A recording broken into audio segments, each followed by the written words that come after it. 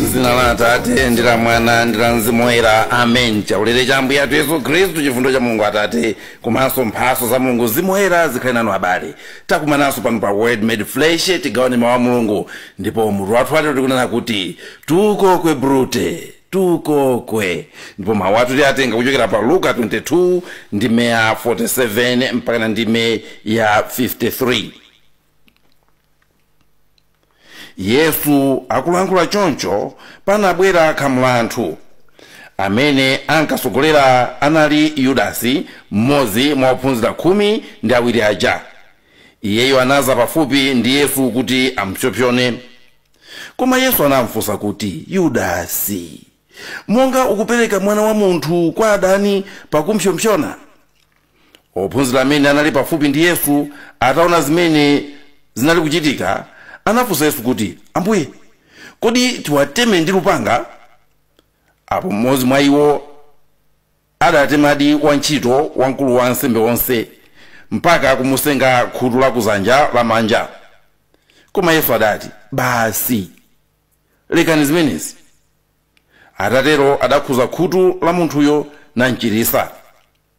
Kenaka Yesu adalankhula nawo onse amene adabwera kuzamugwira, akulu a ansembe ndi atsogoleri alonda a ku nyumba ya Mulungu ndiponso akulu a Ayuda.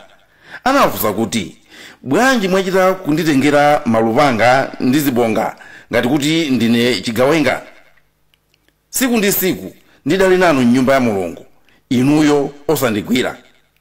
Koma ino ndi nthawi yanu ndipo ya mphamvu za mdima. Mthenga wa Ambuye. Ulemu kwa inu Ambuye Yesu Khristu. Tukokwe, tukokwe brute. Abale anzanga, kale tili anyamata aku sekondari mchilazulumo Papaya Strofe Seminary. Tinali ndi mwayi ophunzira Chilatini mpaka na form 4. Ndipo limodzi mwa mabuku amene tinayenera kuti tiwerenge limatchedwa De Bello Gallico, kutanthauza kuti buku la lokamba za ndewu zimene zinamenyedwa ku Go, ku maiko aku France, ku Belgium, ku Germany, ku Italy, maiko ake amenewo. Ndipo nkhani imodzi imene tidawerenga inali ya ufumu wa Caesar, kapena kuti Kaisala. Chifukwa cha kupambana pa nkhondo zosiyanasiyana adayamba kutchuka Kaisala. Kenaka mmene zidachitikira nthawi ya Kamuzu, kunoko mukumbukira mmene zimachitikira nthawi ya Kamuzu, Caesar Kaisala anayamba kuimbiridwa nyimbo kuti ndi wamuyaya, ndipo amaoneka kuti amachuluka mphamvu kuposa ngakhale nduna ndi azilangizi ake. Kaisala anali ndi mwana, ena amanena kuti mwana wa kuchibwenzi, zina lake Brutus, amene amayi ake anali Servilia. Ndiye nthawi ina Brutus anakhalapo kumbali ya adani ake a Kaisala, adani ake a Caesar. Nthawi imeneyo Caesar akumenyana ndi Pompe. Ndiye mwanake wa kuchibwenzi anakhala mbali ya adaniyo. Mwasoka adani aja anagonjetsedwa, koma iyeyo anasala wa moyo, kusonyeza kuti no pali udani pakati pa iye ndi Caesar. Komano atabwera ndi kuzapepesa kwa Caesar, amayi ake aja anamthandiza kuti ankhululukire, ndipo Caesar anamkhululukiradi. Sanangonkhulukira chabe, komanso anampasa udindo waukulu m'boma mwake. Zaka nazipita, masiku nadusa, ndiye nduna zina za mubungwe lalikulu la nyumba yawo ya malamulo sizimakondwa ndi ulamuliro wa Caesar. Ndiye anapangana kuti amusowese Caesar uja, anapangana kuti amuzimise Caesar uja, anapangana kuti amuphe, aphe amfumu. Ndipo anamunyengerera Brutus, mwanake uja, kuti akhale nawo mgululo. Zinathekadi, ndipo akupangisa msonkhano wa bungwe lalikulu la malamulo, nduna 60 zinamgudukira Caesar ndi kumubaya-baya ndi malupanga, kumbaya-baya. Amanena kuti anambaya ka 23. Caesar pokhala kuti naye anali wankhondo, analimbalimba vukutu pamene paja.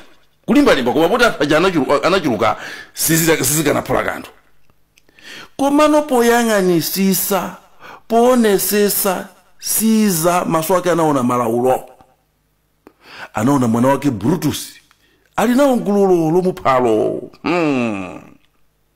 Yemwe uja amene anankhululukira uja, yemwe uja amene anankhulupirira uja ndi udindo, yemwe uja amene mamutenga kuti ndi mwana wake, siza mphamvu zinamuthera. Anamuyang'ana Brutus ndi kumfunsa, tukokwe Brute, ndiwe wemwe Brutus ulinawo gulu limeneli? Tukokwe Brute mifiri, ndiwe wemwe Brutus mwana wanga ukupanga zimenezi? Kaisala anamva chisoni, anataya lupanga lake ndikugwira kumaso ngati asamone mwana okhala wake. Anagwa pansi kuti kufa kunali komweko, kufa kunali komweko. Tukokwe Brute. Anafa atamutchula mwana wake pakati pa zigawenga. Tukokwe Brute. Anafa atakhumudwa kuona kuti wampereka ndi mwana wake yemwe. 82 mifiri, 82 mifiri, ndiwe wemwe mwana wanga. Kundikumbusa abale nkhani ya Ambuye Yesu, amene nayenso anaperekedwa ndi ophunzira wake yemwe. Munthu amene sankamuyembekezera anachita kunena kuti amene ndikudya naye mbale imodzi. Ndipo mawu amene tawerenga aja, chisomo cha Mulungu, asanafe Ambuye Yesu, asanatengedwe, Ambuye anamuona ndi maso ake amene analota zamperekeyo. Asanafe Ambuye anamuyankhula amene analota zamperekeyo. Yudasi, zoona iwe okhala ophunzira wanga, zoona wazapereka mwana wa munthu? Tukokwe, ndiwe wemwe. Chifukwa chani ndikupereka uthenga umene wa abale? Uthenga umene ndikupereka kuti inu ndine tionesane. Amalawi tikuyenera kuti tionesane chimenechi chimene chikuchitika pakati pathu. Tikumera khalidwe la chilendo, khalidwe loyipa limene mwina lero ena likuwakomera. Koma ndikuziwa kuti posachedwapa woyamba akazakhala osiriza, ngakhale iwo omwe sazalikonda dziko limene akulilenga ndi manja awo. Panga taliki, panga fupiki, ndikuti woyamba akazakhala osiriza, iwo omwe sazalikonda dziko limene iwo alilenga ndi manja awo. Mulungu amene analenga dzikoli sanangotiponyamo opanda malangizo. Anatipasa malamulo otiuza mmene mwini wakeyo amene analenga dzikoli, amene analenga chinthuchi, mmene anachipangira kuti chikuyenera kumayenda motere. Sipokhapo anatipasanso mwana wake mmodzi yekha, Yohane 3:16, kuti akhale njira mmene ifeyo tiyendemo, akhale kuwala kotiunikira, akhale moyo umene ifeyo tiusankhe, Yohane 14:6. Anaziwa kuti muno mmene tili muno, kuntunda kumene tili ife kuno, kunyanja kumene tili ife kuno, oyipa uja wasikira komweko. Anaziwa zimenezo. Amene pofuna kumanga ufumu wake mukuipa kwake, Mulungu amaziwa kuti azasusa zonse zimene Mulunguyo watipasa. Ndipo monga malemba amanenera, ena azakopeka naye ndikumusata. Mmalo moyenda njira imene Ambuye anatipasa, azasankha kuyenda ntchire. Mmalo moti asankhe kuwala, azasankha mdima, Yohane 3:19. Ndipo mmalo mwa moyo, Deuteronomy 30:19, azasankha imfa. Mulungu amaziwa Mose akatipasa malamulo aja. Dziko limene linalili kale muzochitika zake, mwafuse makolo akale ndi mwafuse amene alipo lero, sikuti lasiyana kwenikweni muzochitika zake ayi, pakuti umunthu ndi umodzi omwewo. Koma ndikuti ndikayang'ana siku la lero, ndikayang'ana kaya ndi kumpingo, ndikayang'ana kaya ndi kuntchito, ndikayang'ana kaya ndi kundale, ndikuona kuti ndi bwino inu ndine lero tisegule maso ndikupangana ngati nkhanga kusanapse. Nthawi zimene tilifezi ineyo ndikawerenga baibulo langa Chivumbulutso 20:3 zikumandifananira ndi zimene zikuchitika nthawi ino. Akunena kuti pambuyo pake ndidaona mngelo akusika kuchokera kumwamba. M'manja mwake anali ndi kii ya chipumbo chija ndipo unyolo waukulu. Anagwira chinjoka chija ndi kuti njoka yakale ija yotchedwa Mdierekezi ndiponso Satana, nachimanga zaka 1,000. Kenaka anachiponya mchimphompo muja nachisekera nkumatira posekerapo kuti chisanyengeso mitundu ya anthu mpaka zitatha zaka zija 1,000. Zitatha zakazo azayenera kuchimasulanso nthawi pang'ono. Ndibwereze pamenepo. Zitatha zakazo azayenera kuchimasulanso nthawi pang'ono. Abale anzanga, pena pake ndikakhala ndikumaona ulamuliro umene tili nawo panowu, zikumandikhalira ngati kuti kanthawi kakang'ono kamene kakunenedwaka ndikanoka. Ndikayang'ana mmene zikulatuli likuyendesedwera ndikumaona ngati kuti kanthawi kakang'onoka kamene akuna kuti Satana azamasulidwa ndikumaona ngati kafika, ndikumaona ngati ndikanoka. Satana wamasulidwa ndipo kunena kwa Petro akuyangala kusaka kuti amudye. 1 Petro 5:8. Anthufe ufumu wa Mulungu timauziwa. Mukawerenga Isaiah 11:1 mpaka 9 amakamba za ufumu wa mtendere, ufumu wa bwino wa Mulungu umene tusefe tikuuziwa m'malawi muno. Ndife dziko loopa Mulungu.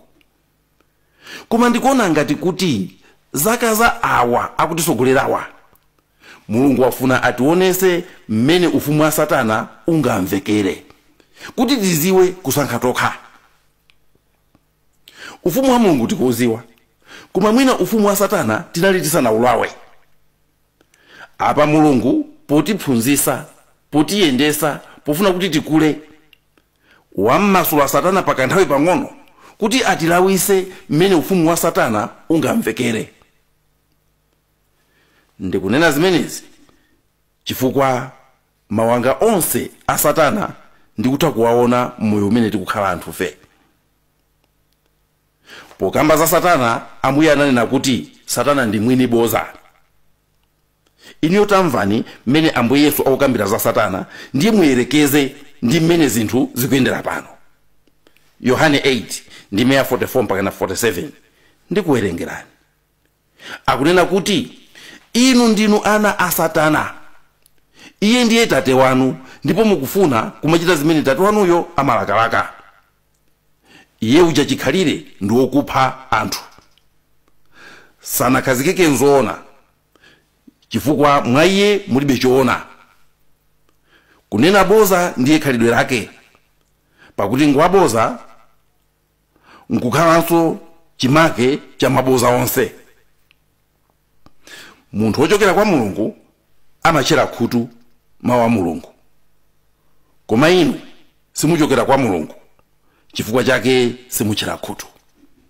Ndinafuna kuti kuchokera mwa amenewa muone mukusamva kumene kuli pakati pathu, muone boza limene lili pakati pathu, muone zonama zimene zamera mizu pakati pathu, ndiye mundimve ndikamanena kuti ikukhala ngati ndi nthawi ija imene Satana wamasulidwa pakanthawi pang'ono. Iniyo chiyambireni tandiuzani, ndizoona zingati zimene tauzidwa? Chiyambireni chija, chivotereni chija. Moyo wathu wakhala moyo onamizidwa, kandi za fetereza, kandi za mitengo ya chimanga, kandi za mabungwe otithandiza ndi makobiri, kandi za mtundu chani. Ndafuna muwerenge maboza amene tikukhala nawo kuyambira pamene paja mpaka napano. Ndafunanso muone mikwingwirima imene takhala tikudusamo kuyambira pamene paja mpaka napano. sikuti ndikufuna kuopseza anthu, koma ndikufuna kunena kuti zimene anthu akale aja amanena kuti nthawi zina mikwingwirima ikamakuyandikirani tasakasakani kodi pali ndani amene akukoka mikwingwirima imeneyi. Inuyo mukuziwa nkhani ya Yona amene bwato likumira anthu anafunsa akuluakulu ndani muno amene akukhala ngati ubale waje ndi Mulungu suli bwino, ndipo Yona ananena kuti ndine. Ifeso zikamatichitikira lero sindikunena kuti chilichonse zingoona kuti ichi ndiye kuti inde kuti mizimu yakuya kapena chanja koma ndikufuna kuti tikhale omasuka mbali zonse. Muyang'ane mmene anthu fe takhala tikuyendera nthawi yonseyi kufikira napano. Takhala moyo wonamizana, moyo wopusisana, moyo wopimbana m'maso, moyo wokolana ndale, moyo opanda choona, moyo wosakhulupirika, olo moyo wosadalirika. Ngakhale mapangano amene anthu takhala tikupanga inu ndine tiyendera limodzi kenako zizakhala chonchi mapangano ajenda amene agwira ntchito. Mapangano amene ife ngati anthu anziko muno tinapangana ndi atsogoleri athu ndi angati amene alemekezedwa. Moyo womafuna kuoneka wabwino koma pansipa uli njoka muuzu. Chomvetsa manyazi nchakuti izizi mu nthawi ino zikukulira ngakhale mu mpingo mmene. Nchifukwa chake nkunena kuti zikuoneka ngati kanthawi kamene kanthawi komasulidwa Satana kaja kakuoneka ngati ndi kanoko. Kanthawi kamene ngakhale Petro Ambuye Yesu anamuza kuti pa Luka 22:31 Mulungu walola Satana kuti akupeteni ngati tirigu. Walola Satana kuti atipete ngati tirigu. Ndizikuoneka ngati kuti Satana uja wangosidwa noona kuti apange zifuna iye. Tayang'ana ngakhale zoyankhula zimene ngakhale mpingo umene lero lowa umapakamwa uyankhulanso chani zikukhala ngati kuna kuti tangompasano mpata kuna kuti panga ukatopa nazo utiuza kuti watopa. Ndi mpingo omwe ulibe mawu, ndi mpingo omwe sungathe kuyankhula. Komatu anthufe pali mwina chinthu chimodzi chimene tikuyiwala. Ambuye Yesu anena kuti mupemphere. Tita ukaona kuti tikukanika kuna kuti tinene kanthu, tita ukaona kuti tatopa ndi kuyankhula, tatopa ndi kulemba, koma sitingatope ndi kupemphera.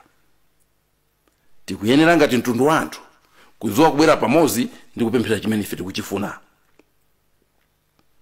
Ndi nthawi yopasa chidwi m'malo mwathu muno, ndi nthawi yolilisa pamene kunena kwa 2 Timoteyo 3:2-7 akuti anthu ali ozikonda.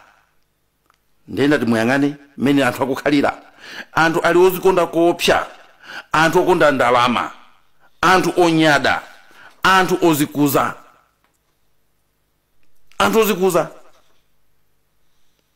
Zinthu zimene mwina sumayembekezera kuti awa angapange ndikumaona zikuchitika.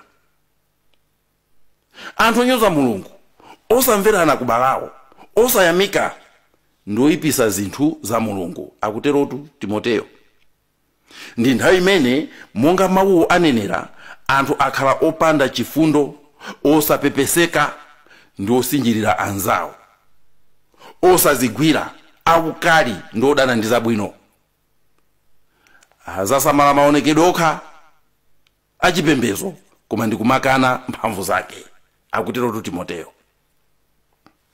Nthawi imene tili ifeyi sindifuna kuyionesa ngati kuti ndiye kuti ndi nthawi yoyipisisa dziko lonse lapansi, koma ndangofuna kuti tiyilandire mmene ilili ndikuvomera kuna kuti nthawi ino ili chonchi, ndikuona chochita kuti tipanga zinthu za mtundu chani kuti tikonze moyo wathu. Nthawi imene tili ifeyi ndi nthawi imene adayiona Ambuye Yesu mwini wake mmene ankagwidwa, ataperekedwa ndi omukonda yemweyo, ataperekedwa ndokudya naye yemweyo. Luka 22:53 Ambuye akuti koma ino ndi nthawi yanu ndiponso ya mphamvu za mdima, akuterotu. Koma ino ndi nthawi yanu ndiponso nthawi ya mphamvu za mdima. Inenso lero ndikukamba ndi inu amene mwasankha kulipereka dziko la Malawi ku umphawi, amene mwakhalira kulinamiza usana ndi usiku amene mukulisakaza. Ino ni nthawi yanu, ndi nthawi yanu, ndipo nthawi ya mphamvu za mundima. Ndikulimbikira bwanji mawu amenewa? Abale, lero anthu amene akupereka anzawo ku mavuto ndi anthu amene simumayembekezera. Kuona kuti tukokwe brute, ndiwe wemwe. Kunena kwa Salimo 41 ndi 9, ngakhalenso bwenzi langa lapamtima amene ndinkankhulupirira, amene ankadya nane pamodzi, wandiukira. Munthu unali naye ofesi imodzi, umagwira naye ntchito limodzi pa kampani imodzi, namukumana, namudalirana, namusekererana, osadziwa kuti kumbaliko akukupanga za mtundu chani. Ndiye zikafikano poonekera ndiye umapukusa mutu. Tukokwe. Aise, wapanga zimenyezi ndiwe. Tukokwe brute. Ndiwe wemwe m'bale wanga uli mgulu limene ili. Ngati Kaisala obayidwa kunsana, umangotaya malupanga ndi kuphimba kumaso. Yohane 13 ndi 18, amene ankadya nane pamodzi, yemweyo ndiye wandipweteka. Munthu amene uli naye bungwe limodzi, umapemphera naye limodzi, ukamaza amva kuti mbiri yonse yoyipa yanu ijatu inabuka ija, anawandisa nduyu, iwe 82 miya miche, ndiwe wemwe nzanga, ndiwe wemwe m'bale wanga, ndi amene ukupanga zimenezi. Taona ni abale athu amene timawakhulupirira kuti ayendesa zikoli, ateteza malamulo athu, ateteza miyoyo yathu, ateteza ufulu wathu. Tinasankha mosamala bwino mmene tinkanathera, mwinanso mpakana kuitana Mulungu kuti atithandize pa chisankho chathu. Koma monga munda wokana kubereka zipaso zabwino, angotulusa nthula zokhazokha ndi kanda nkhuku. Isaiah 5 ndi 3 mpakana 4. Kuwaona m'maso muligwa akuononga chuma cha ziko. Komatu awa sanali anthu umapanga zimenezi. Kuwaona pano kuti awawa sanali anthu umapanga zimenezi, tukokwe. Kuoneka kuti afika pa mzinda wa Ninive, umene Mulungu anachita kunena ndithu kuti awa afika posaziwa chabwino ndi choyipa. Yona 4 ndi 11. Sangathe kulekanisa dzanja lawo lamanja ndi lamanzere, koma adakali pa usogoleri. Komano chomvetsa chisoni kwambiri nchakuti Amalawi tonse takhalano ngati mmodzi ndife opepetulidwa, kapena tikupepetulidwa. Ngati kuti sitingathe kuziwa choona, ngati kuti sitingathe kufika popanga chiganizo ndikunena kuti awa ndi amene akuyipisa zinthu. Sitingaloze chala, koma basi tikumangoyankhula mopenekera, mwakuti oyipayo saziwikanso, nangasingona kuti mopenekera, chilichonse chingokhala chopenekera. Sizodabwisa kuti ena mwa ife akumapita ndi kukajoyina magulu amene aja amene akuononga zikoli. Ena kumapanga nawo maubale, migwirizano, mwakuti upanga zoyipayo akumamva kuyeresedwa sopano ndi kuchuluka kwa chikhamu cha anthu amene akukhamukirako. Kani nkhani ya makobiri, kani nkhani ya mtundu chani, apo hintha kuziwa. Ena amene si mayembekezera kumana kuti ndinu nomwe mwakajoyina 82 kokwe, ndinu nomwe mwakajoyina. Taonani aluso amene akuzipereka ndi kuononga luso lawo, amene mwina sitimayembekezera kuti angamakayimbe sijali nalo, lero tikuwaona na apita. Munthu nkumagwira mchiuno kuti tukokwe.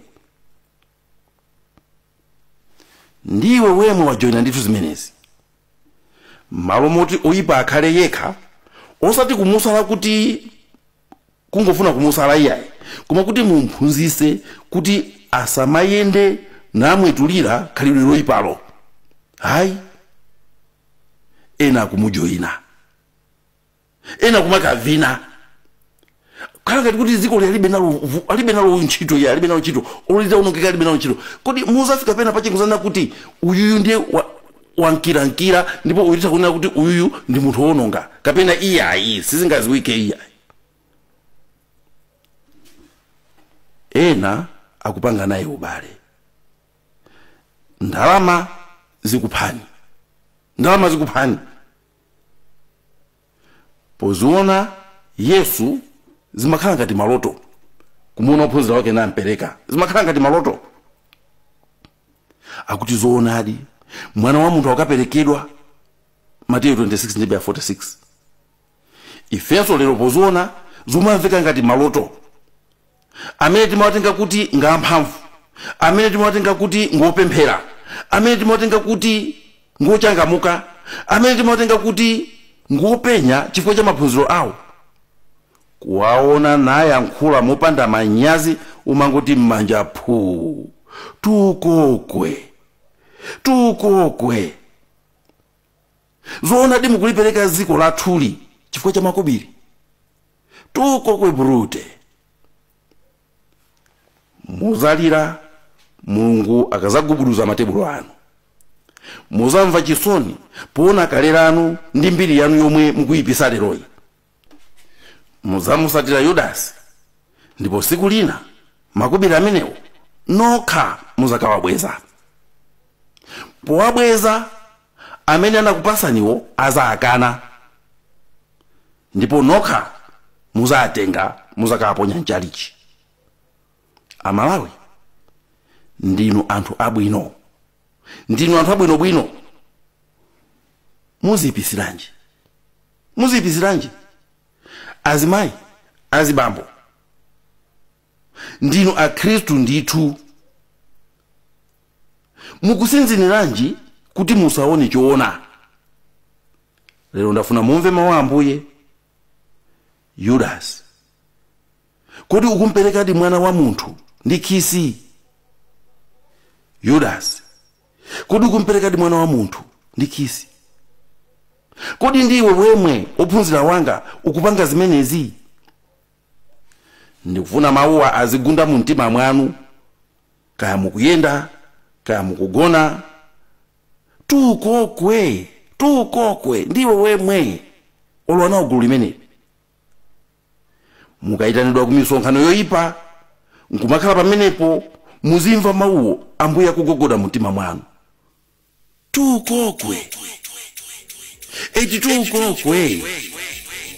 Tukokwe brute.